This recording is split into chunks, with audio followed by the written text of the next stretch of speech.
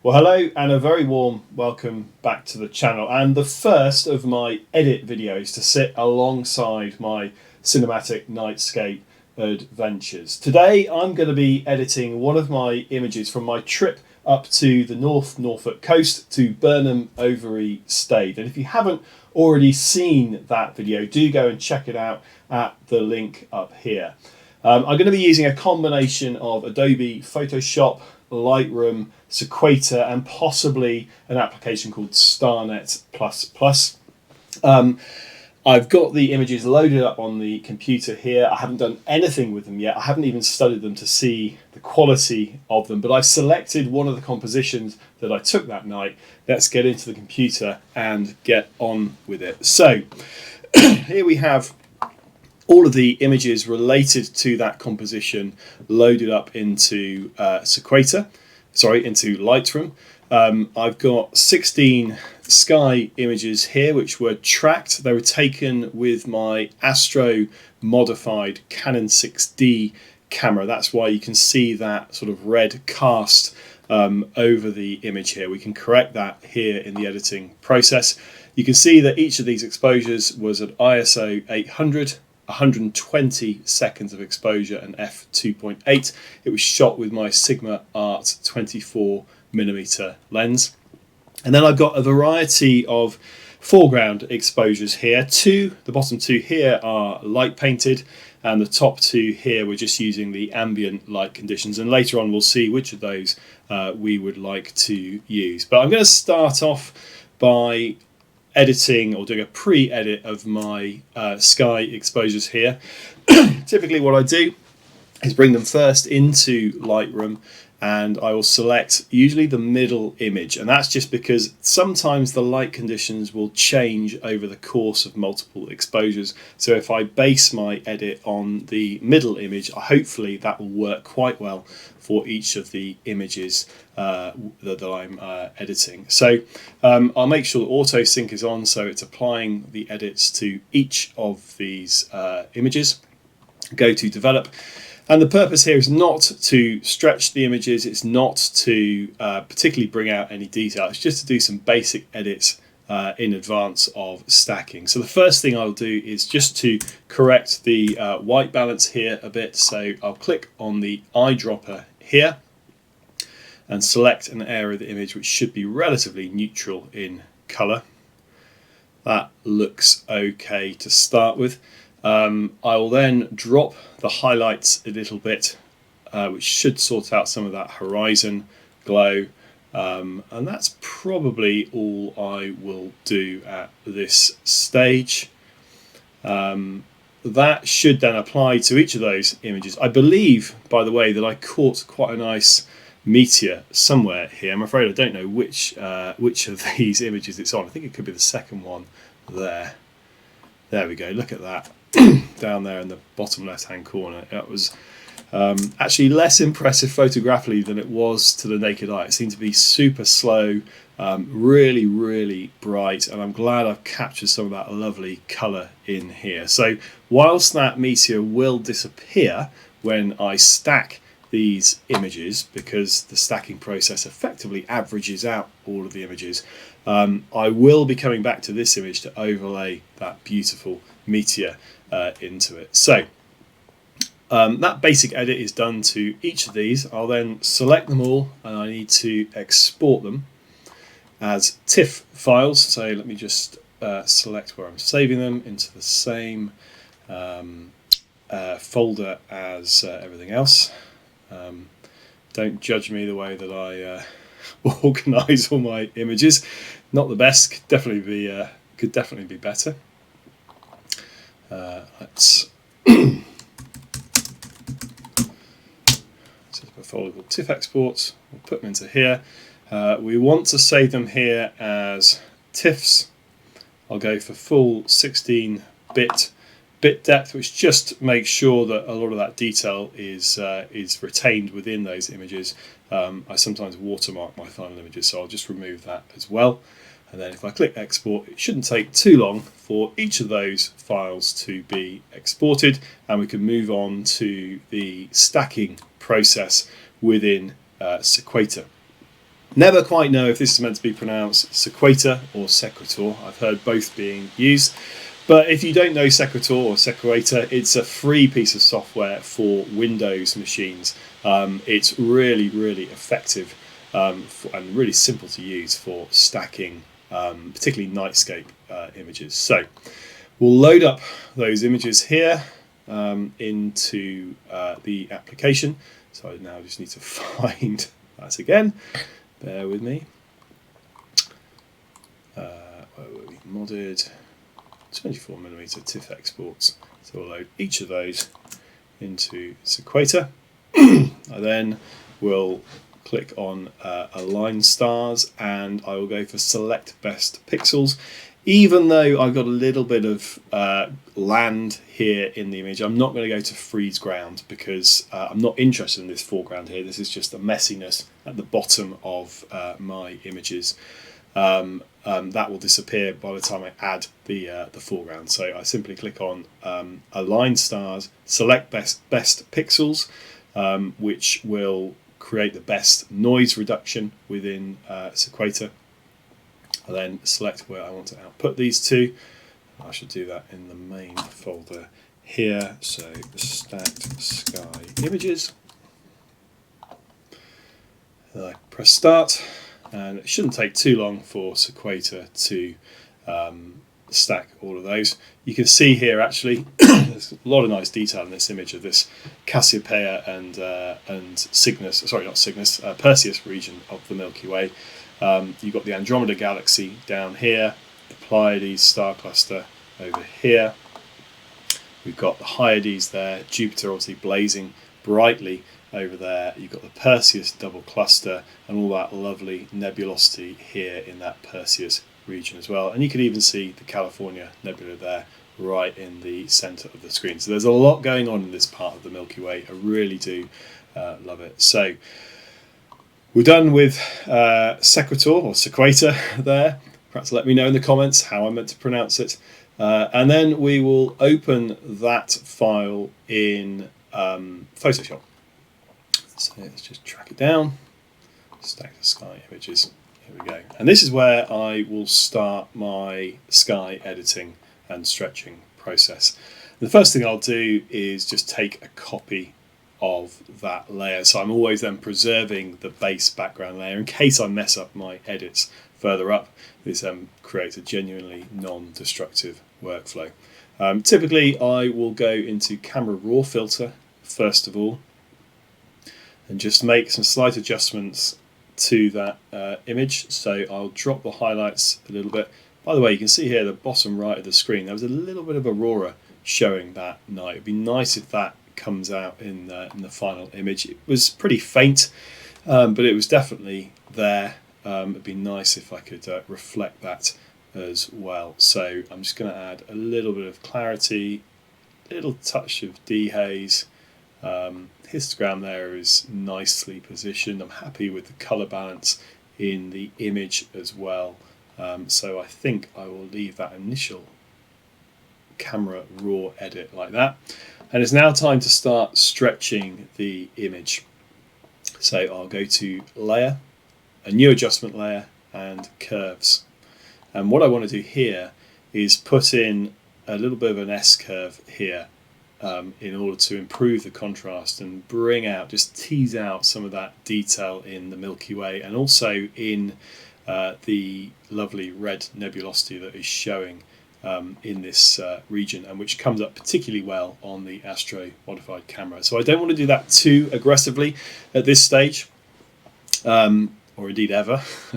That's okay for now. I will then make a stamp of that layer by going Control, Alt, Shift, N and E, and that creates a stamp of that layer, which I can then edit again in Camera Raw filter. So I will just bring down those highlights on the horizon where there's a little bit of a light dome that's heading out towards sort of Lincolnshire on the other side of the wash. Down near the horizon there's a bit of light, so we'll just pare that back a little bit just so the horizon isn't washed out too much with it.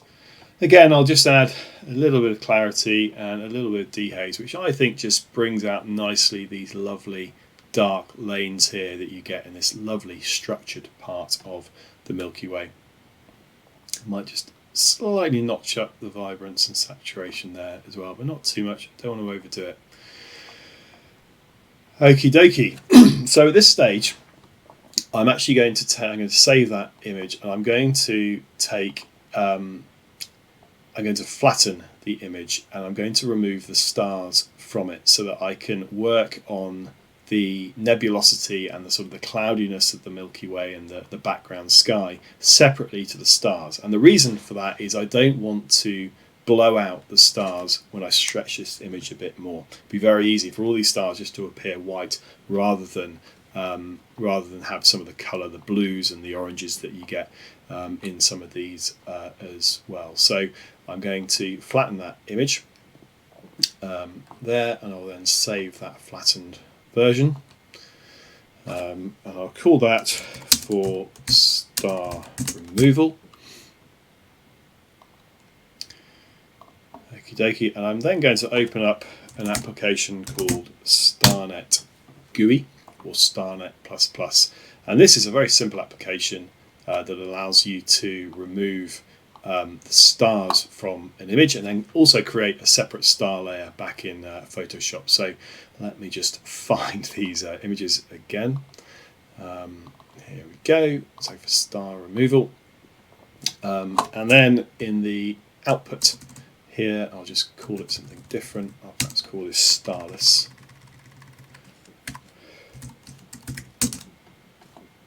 I should run that, and it shouldn't take too long to run this, but I might just fast forward this bit so that we are good to go once we have a starless image.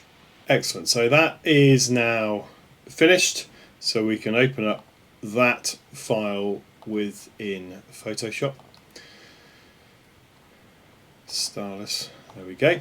The first thing I'm going to do is to take a copy of that, Control A, Control C. I'm going to apply that copy or paste that copy using Control V onto the flattened star removal image that I had created earlier, and I am then going to go to the layer panel here, and I'm going to create a star image by using difference as the blending mode there. And you can see there that the background sky has disappeared, and what I'm left with is just the stars. I'm then going to flatten that. I'm going to layer, flatten image, which means I can then edit that those stars separately, which I will do in just a moment. So re-edit it, reopening the starless image here. I'm going to take a copy of that layer again by dragging the layer down to the plus icon there. That means I can preserve the original image just in case I mess up in my edit, which does happen. First thing I'm going to do here is to stretch this image a little bit. So I'm going to go to Layer, New Adjustment Layer and Curves, and just ever so slightly to bring out some of that loveliness in the Milky Way there. You can start seeing it beginning to appear there. And again, to stamp that layer and to create a copy, I'll go to Control Alt Shift N and E.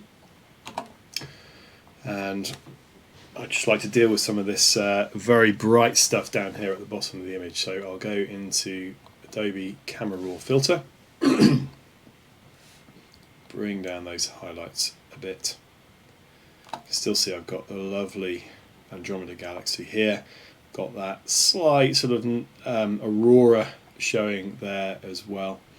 And I'll just increase the contrast a little bit. I'll add a little bit of clarity, a little bit of dehaze again. Not too much, because it does tend to become a bit mottled, I find, if you use too much dehaze. There we go, that's looking good. Okay, so now what I want to do is focus on trying to bring out some of this nebulosity here. You've got the California nebula here particularly. You've got all this lovely stuff up here and then over here as well. And so to do that, I'm going to isolate the red channel. And to do that, I use this channels panel over here. I get rid of the blue, I get rid of the green, and this just leaves me with the signal that's coming through on the red channel. And you can see here that those areas of nebulosity are particularly bright and very contrasty in this red channel. So in order to highlight those a bit, and again, I don't want to overdo this, I just want to enhance them a little bit. I'm going to go to the dodge tool here. I'm going to make sure that I'm dodging the highlights, and I've got a relatively low exposure, typically 3% or 2%, otherwise it does tend to overdo it a bit. And I'm just going to make sure I've got a decent size cursor here that is appropriate to the size of the nebulosity that I'm looking at. I'm just going to lightly come over each of these areas here, just a little bit there, where the California Nebula, which is actually an enormous nebula, does sort of extend out that way a bit, but I don't want to overdo it because it will look unusually pinky otherwise in the final image. And then up around here as well. And my mind has gone blank on what the name of these nebulae are, even though I photographed them many times. Here we go. Got the Heart and Soul Nebula over here in Cassiopeia, which is absolutely beautiful. And if you've not checked out, by the way, Matei's deepscape image of the Heart and Soul Nebula taken from Slovenia, please do go and check that out. I'll perhaps link that video in the comments. Absolutely stunning image he was able to get there. A little bit more here.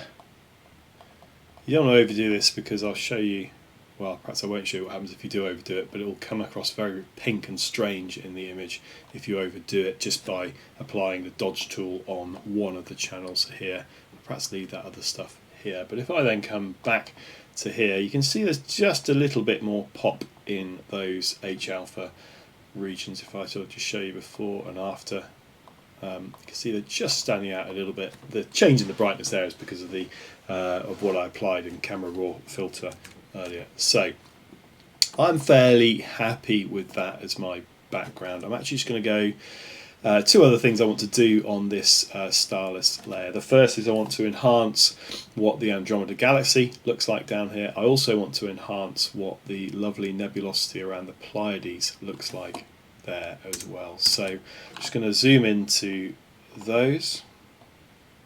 That's Control Plus, by the way, if you're wondering what keyboard shortcuts I'm using. I will just apply a new layer again, so in case I mess this up. I'm going to make my cursor a little bit smaller there by using the left square bracket key. I'm going to go to the dodge tool again, highlights and exposure of 3%. It's fairly small because it's not a particularly large thing. Here we go, and I'm just going to lightly apply that over here, just to gently enhance what that looks like in the final image, because it is a beautiful object and I want it to stand out there. That's okay. Let's wander over to where the Pleiades nebulosity is here. It's tempting actually to do this just in the blue channel, which I might do by removing red and green over there, and then I can just apply that here. Hopefully that will create a reasonably nice bit of pop. And then if I just compare before and after, that's before and that's after. You can see both of those, particularly the Andromeda Galaxy there, just pops a little bit more afterwards. So I'm happy with that as a background image. Let's hit save and then move over to the star layer here. I'm very interested. I know a few deep sky people watch this channel, so I'm very interested in how you guys go about editing your stars. It's something I am really keen to improve. Often I find with 2-minute exposures, 2-minute tracked exposures, that some of the colour in the stars tends to get blown out a bit. So I'd like to improve that Perhaps it's difficult with the Canon 6D that I use, because it's quite an old camera.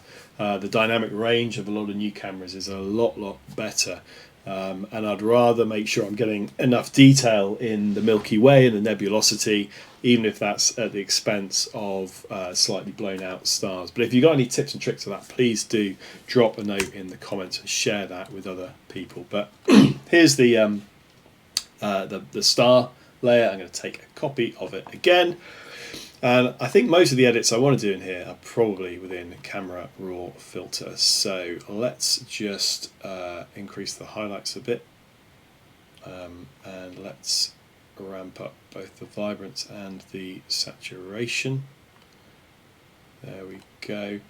I'm actually going to move the color temperature ever so slightly in to make it slightly warmer. I find, and I don't know why this is with the methodology that I'm applying here, that the stars sometimes seem cooler and greener and bluer than they are in real life. So just a touch of warmth to be added there. And I will come down as well to the defringe area here, and I just apply a little bit of purple defringe. Not really needed with this lens. This Sigma lens is a really good lens, and you don't typically see much in the way of chromatic aberration, those sort of purple fringes around the edge of star images. But certainly on my Samyang 85mm lens I would do, and sometimes on the 35mm Samyang I do as well. So that just makes sure that if you have any of those purple fringes, you can kill it straight away with this really simple tool there. So that you can see a slightly kind of some of those stars are popping a little bit more now if I compare before and after. That's before, that's after. And then perhaps rather counterintuitively, I'm just going to reduce some of those stars a bit. So I have here the Astronomy Tools Action Set, which is a plugin for Photoshop. I have to say I can't remember how much it cost. It was a paid for plugin.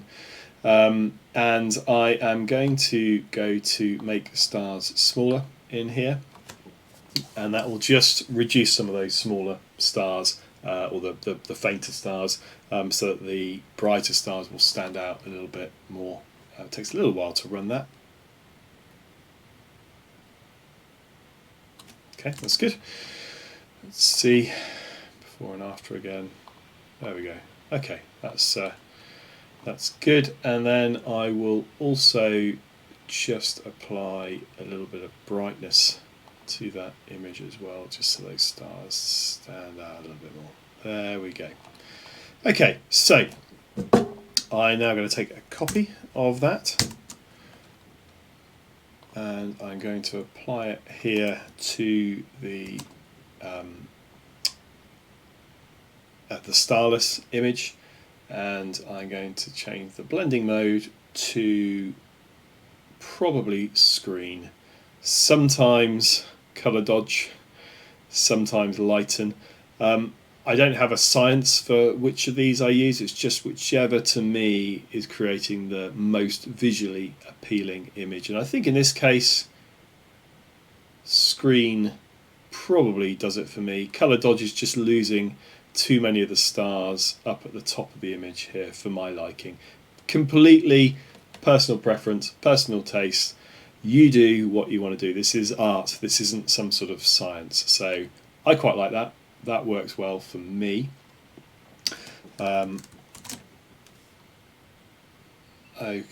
dokie. Now I'm going to click save there. I'm then going to save it as another file. I just wait for that to finish saving. Some of these file sizes get quite big, as you will imagine. Final sky. Okie dokie. And I'm going to flatten this image. I can't take a stamp of the layer when I have screen as the blending mode. I'm sure there's a reason for that. I've never known what that reason is. So I get around that by simply saving another version of it, and I then flatten that image to make a very usable file.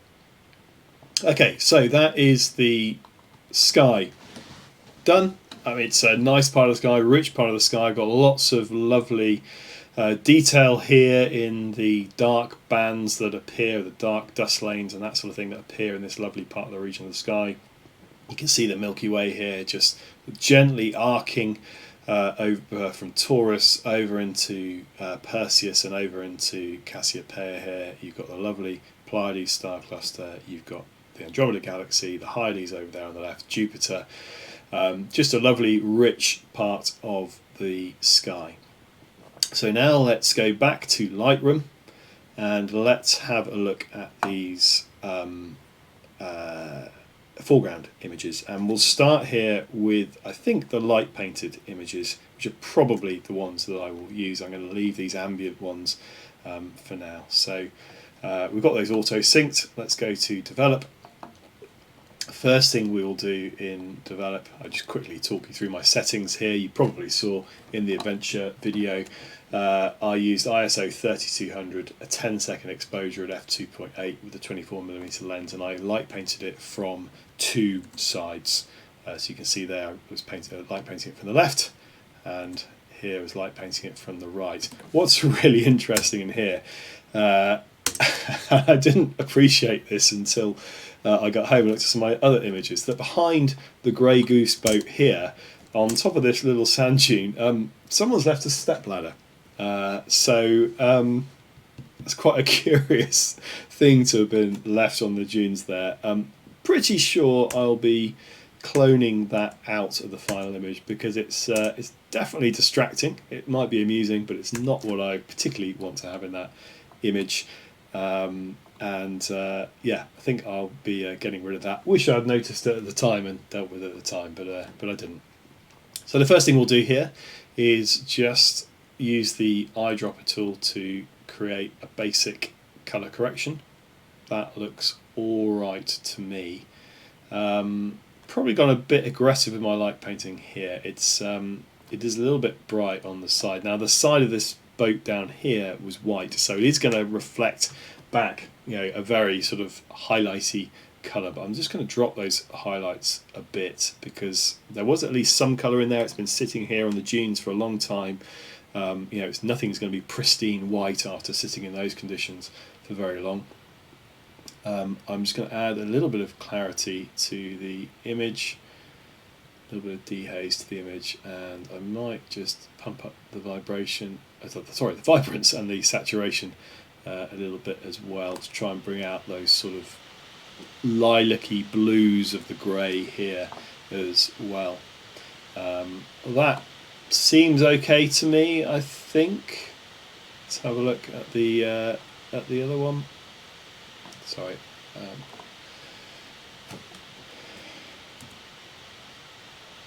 Yeah, I think that's a good starting point here. There's quite a lot of detail visible there. Actually, what I might do with both of these is also apply the AI denoise in Lightroom as well, which I have to say I think is super effective. So let's let that load up.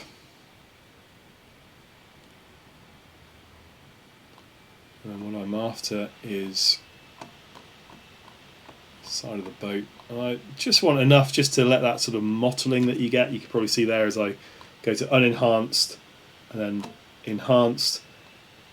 You can just see that noise, that mottled noise there in the image. I think that will do there at 51%. So I'll enhance both of those. That might take a little bit of time to do, so I'll come back in just a second. Excellent, so that's now finished. And if I look at both of these, they're now looking super clean, super nice. Now, the foreground here isn't necessarily that pretty outside of the boat itself. You can see all this sort of mud and rubbish on the foreshore here. So what I might do once I've combined these images in Photoshop is just create like a vignette, so that the boat then is brighter than the sort of the foreshore and that sort of thing. It just means that you don't get distracted in the image by all of this nonsense here. So that's both of those images edited. I'm going to click on those make sure I've got both those highlighted, and then I'm going to take them into Photoshop to open as layers. This will enable me to combine both of those images into a single image. So I will initially go to, so you've got both these images on top of each other here, you can see. Doesn't matter which is on top and which is at the bottom. I'll go to the blending mode of lighten, and first thing I'll do is just make sure these are directly on top of each other, which I think they are. Go back to blending mode of normal. Sometimes the camera can move ever so slightly between shots. It looks like I'm okay here. So you can see the shadows moving. That's just a product of where I was light painting it from. But actually there is no movement in the camera outside of those shadows, so that's good. So increase the opacity back up to 100%, and then initially I'll go to a blend mode here of lighten. And that just makes sure that the brightest part, or the brightest pixel between each of these two images is displayed in the final images. So you can see the effect of that if you actually go up to the stars here, where each star is essentially replicated because the star has moved a little bit between the exposures, and so as it moves it becomes the brightest pixel in that part of the image. So that's kind of what the software is doing in the background. Don't worry about the sky at the moment. You've got the Pleiades down here. You've got the Perseus region up here. I'm going to be replacing the sky in just a second with the one that we edited earlier. So that's kind of okay. I will now flatten that image. And then I will just save that as foreground.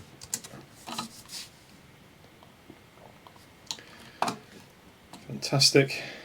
And I can edit this on its own. So I'll initially, well, first of all I'll take a copy, as I always do, and then I'll go to Camera Raw Filter. And I probably just want to pull back those highlights a little bit, maybe just bring down the exposure gently, add a little bit of clarity. I'll just help that boat to pop a little bit, again a little bit of vibrance and saturation. And this is where I'm going to add the vignette. So let's, oh, wrong way, sorry, there we go. That just means that there's less accentuation of the messy bits of the foreground. So now I'm getting rid of these bits that were around here where there was just footprints and muckiness in the mud, and the focus is very much here on the boat, the grey goose as it was called. So I think that's pretty cool. Nothing else I really want to do here on the foreground, especially now. Where I'm a little bit concerned with this image, I might have to do what I'm about to do now on the lower layer, is I now need to create a sky mask by selecting the sky. And you can see here with what I've done by adding this vignette, there's very little contrast between the sky over here and the foreground over here. So I'm going to just create my sky mask on the lower layer where there is a little bit more contrast there between the sky and the land. I'll go to select sky,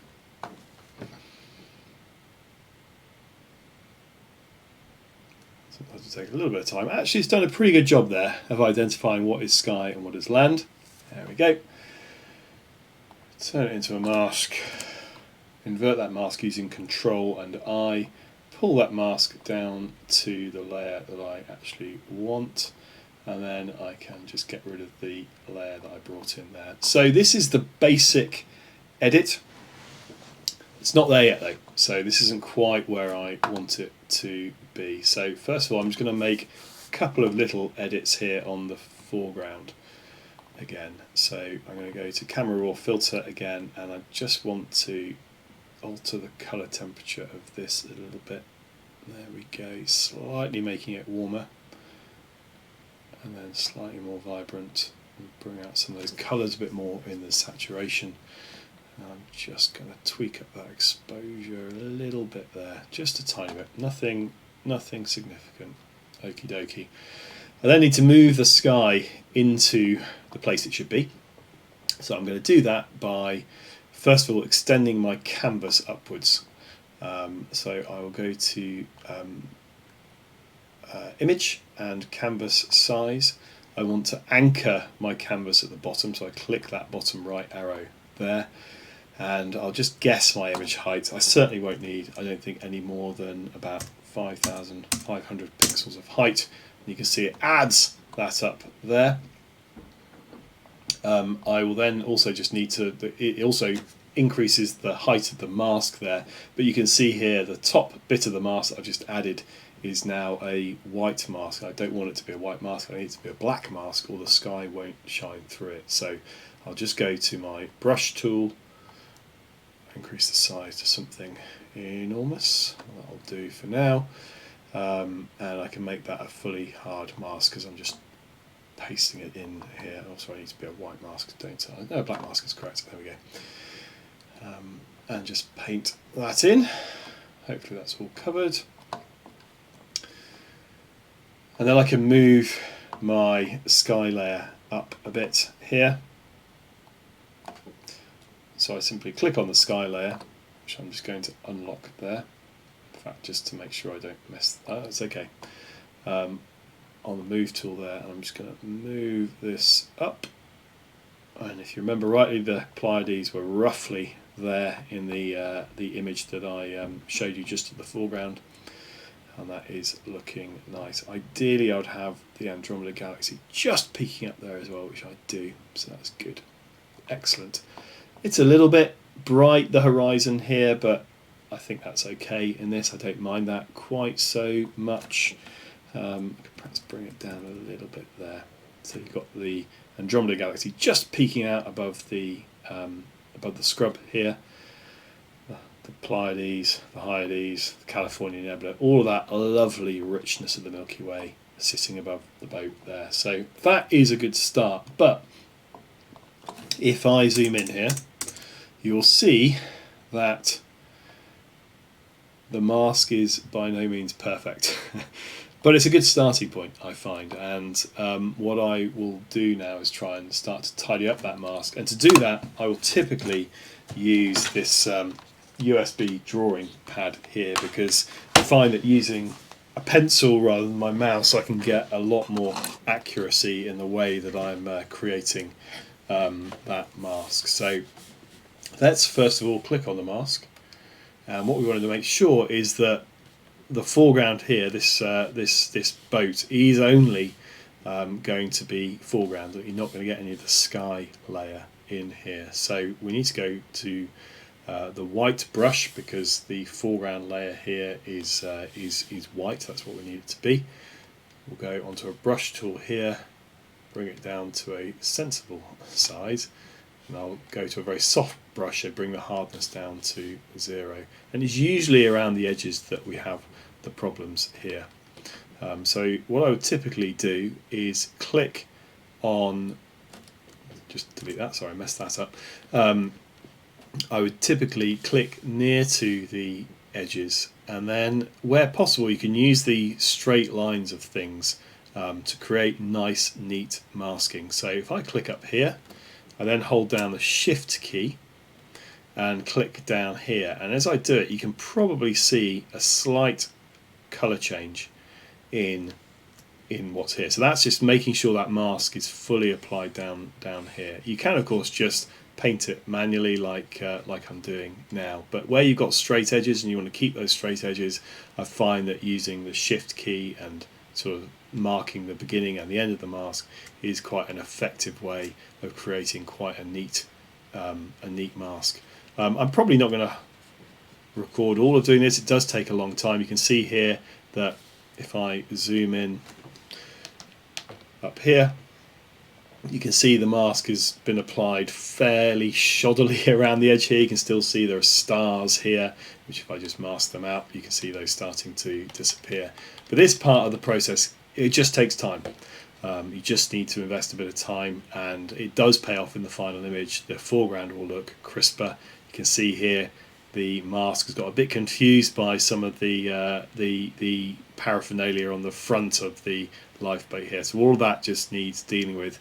This is part of the process that can take sometimes a few hours to complete. So I'm not going to bore you through the whole of that, but I will just quickly talk you through the areas I'm going to focus on. Obviously around the boat here, and then typically I would find that soft transition sky to foreground areas like these here would typically also transition that layer too softly. So if I click here, you can see that's the grass is going darker.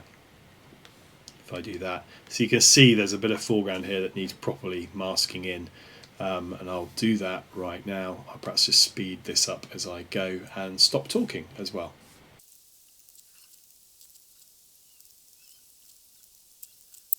Okay, fantastic. Well, that is good enough for now. You remember there's one other thing here that I wanted to add into this image, and that was the meteor that I captured as well. So that was in this image here. So what I'm going to do is, in fact, I've got this as a separate image already. If I go back to Photoshop, I can open it up separately. I think it was the second one. Brilliant. So you can see here I've got that lovely meteor, which is awesome. So I now need to just accentuate this so that it stands out from the sky a bit more, and also to darken the sky. I need to darken the sky, you'll see in a second, in order to help me to mask this in to that final image. So if I go up to camera raw filter, in fact, let's do what I always do here, just take another layer, and I'll go to here. Right, let's just zoom in on the bit that we're interested in here. Oh, hang on, there we go. So I will first of all just increase some contrast here. I will drop the shadows and drop the blacks, which will start to darken the sky a little bit. And then I will increase the highlights here. And I think a bit of clarity will help to separate it out a bit. A bit of dehaze makes sort out some of that nonsense around it there. And then I'll just give it a bit more vibrance and a bit more saturation. Now I'm quite keen that this yellow light pollution here doesn't end up ruining that final image. So in order to deal with that, I am going to come down here to the colour mixer, and I'm going to go click on luminance, and I'm going to drop the yellows, I'm going to drop the oranges. It's more the yellows that are impacting that corner, you can see, and that is starting to mean that that meteor is standing out a little bit better. So that's fantastic, and I'll just actually enhance the greens which are included within that meteor. There's some lovely green colour in there. So that should now stand out a lot more against the sky there, which it is doing. And I will just go to adjustments here and just brighten that a little bit so that it really does stand out. I'll just add a bit of contrast there as well. Okie dokie. So I can then copy that, Control A, Control C. I can go into my image here, and I will pop this as the top layer here. I'll mask it out in just a second, but the first thing I want to do is just make sure I'm putting this in the right place. Because even though it's just art, I do kind of want to represent whereabouts this meteor was accurately. So I'll just click on the move tool there and I'll move it up a little bit here. Now frustratingly, as you can see, because of the way I have cropped the final image, which I might well move in a second, I might move that layer upwards a little bit. The meteor is now going behind the horizon, which I definitely don't want. So let's deal with that first of all. I'm going to have to move my sky layer up a little bit if I want to have that meteor in. So let's just do that only a little bit because I don't want to get all of that horribleness there in. So let's then add that back in. You can still see it falls below the horizon, but actually I need to move that up now because it just moves up the other layer. So I move it to there. That then works quite nicely. Just about gets clipped, almost gets clipped by the sand dunes there, but that's okay. And in fact, I hope you're going to forgive me. I'm going to ask for a little bit of artistic license here. I'm just going to shift it up probably a degree so that I don't clip the edge of the meteor off there. Okay, well that's obviously no good as it is now because I've got this horrible looking sky. So what I will do is add a mask. And the first thing that I will want to do here is to let's think about how I'm going to do this. 100% opacity here. So what I'm first of all going to do is I'm going to on this white mask here, I'm going to blank out the meteor that I've just added. And then afterwards, I'm going to invert the mask in order that it is the only thing that is showing in this layer. And then I'm going to set the blending mode for that layer to lighten, which will mean that if I am a bit slapdash with my mask, which is easy to do when you're doing something so precise like this, then it will only be the brighter pixels, i.e. the meteor, which will shine through. So let's go to brush. Here, I need to be on a black brush, fairly small. Zoom in quite a lot here. That should be fine. And I will click on the beginning of, or the end rather here of the meteor. And I will then, because it's beautifully straight, click on the over here. You can see that has now disappeared completely. It's an ugly mask as it is there. But if I then invert that mask, you can see that the meteor is starting to appear in that final image. But because the mask is thicker than the meteor itself, you can see you've got those horrible black edges where the darker sky of the meteor layer is showing. So I need to deal with that. I'm clicking on the layer and I will go to the lighting. Let's just check sometimes we like definitely lighting in this case. It starts to show that meteor much, much better. In some cases, it looks like the meteor layer is actually a little bit darker than the sky here. So what I can do is just click on that meteor layer, go to adjustments, go to brightness, and just improve the brightness of it. Hopefully that'll start to shine. There we go. That's what it is. Perfect. Excellent. Okay. So, final thing I need to do in this image, and you can tweak images forever really, is get the final crop right here. So I'm just going to take a standard if I can, which I can. Click on the crop tool. I need to decide on my aspect ratio. It's set currently to manual, which is great, so I can do whatever aspect ratio I want here. But I'm wondering whether something standard like a 4x5 might work. Works. And again, this is just a matter of artistic taste. There's no right or wrong answer in this.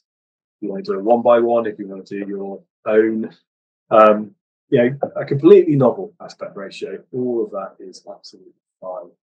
I think that works quite well. Fantastic. So there we go. That is my final image. I might tweak it a little bit over the next day or two. Sometimes it's useful just to come back to an image a couple of days later and just sort of think, you know, what do I think about it? Have I maybe overdone the saturation? Have I maybe not quite got the crop right? So I might take a look at this over the next couple of days and see whether I still like it. But certainly a really great memory of what was a fantastic night out there on the dunes. So I hope you've enjoyed that. If you've got any tips and tricks, different ways that I might be able to edit this image, or indeed any questions about the way that I edited this image, then please do drop them in the comments. But if you're new to this, I hope this has been slightly useful for you. I hope it just gives you a bit of a taste of how I go about editing my images. And at the bottom, in the description of this video, I'll include a handful of other people's tutorials, which I think you'll find quite useful if you're trying to get into this for the first time. Some really great teachers out there who I've learned from, and who I believe you will also be able to learn from if you're trying to edit astrophotography images for the first time. But until the next time, thank you very much indeed for watching, and I look forward to seeing you on another Nightscape adventure and another edit video very soon.